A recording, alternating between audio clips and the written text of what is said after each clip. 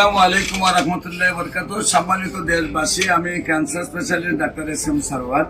বিশেষ করে আপনারা জানেন যে মরণবিধি ক্যান্সার, সারা ওয়ার্ল্ডের ডাক্তাররা বলেন যে ক্যান্সার, কিডনি, থ্যালাসেমিয়া এই 4টি রোগ হইল মরণবিধি। এই 4টি রোগে আক্রান্ত হলে সাময়িকভাবে চিকিৎসা চলে, চিকিৎসা করতে করতে একসময় রোগীর মৃত্যু হয় এবং চিকিৎসার প্রতি মাসে কয়েক লক্ষ টাকা প্রয়োজন হয়। তেমনি আমরা একজন রোগীর সাথে আপনার রোগীর অভিভাবকের সাথে পরিচয় করে দিচ্ছি, যিনি শেরপুর সদরে হাসিমে আমাদের ক্যান্সার রোগী থেকে সুস্থ হয়েছেন।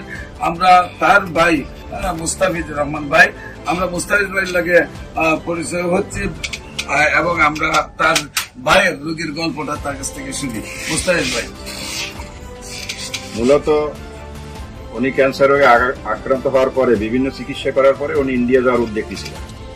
তো বাংলাদেশের ডাক্তাররা বলছে যে আপনার যে পজিশন এখন আছে এতে ইন্ডিয়া যে লাভ নেই। হয়তো বা ওনাকে এভাবে বলে না, ওনার আত্মীয় স্বজন বা আমাদেরকে এভাবে বলেছে যে ইন্ডিয়া যে লাভ নেই, হয়তো ওনার এইটাই শেষ সময়। পরবর্তীতে আমি ডাক্তার এস.এম. সারওয়ারের সাথে যোগাযোগ করে তার চেম্বারে নিয়ে আসি এবং এখান থেকে ঔষধ খাওয়ার পরে প্রথম 1-2 সপ্তাহে উনি অনেকটাই সুস্থবোধ মনে করছেন এবং পরবর্তী মাস উনি নিজেই সেই ঔষধ দিচ্ছেন এবং সম্পূর্ণভাবে ক্যান্সার থেকে উনি মুক্ত হয়েছেন।